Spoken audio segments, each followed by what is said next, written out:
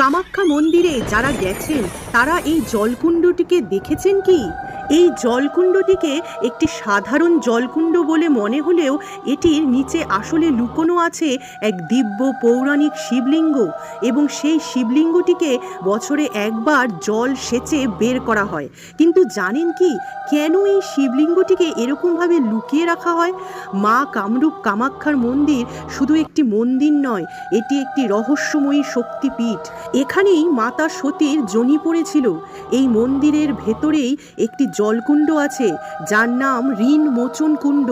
কথিত আছে এই জলকুণ্ডে স্নান করলে নাকি জীবনের ঋণ তাড়াতাড়ি শোধ হয়ে যায়। বছরে একবার এই কুণ্ডের জল সেচে ফেলা হয় এবং ভেতর থেকে উঠে আসে এক দীর্ঘ শিবলিঙ্গ যার নাম প্রাণদেশ্বর শিবলিঙ্গ। এই সময় এই শিবলিঙ্গটিকে খুব তাড়াতাড়ি পুজো করে নিতে হয়, না হলে খুব অল্প সময়ের মধ্যেই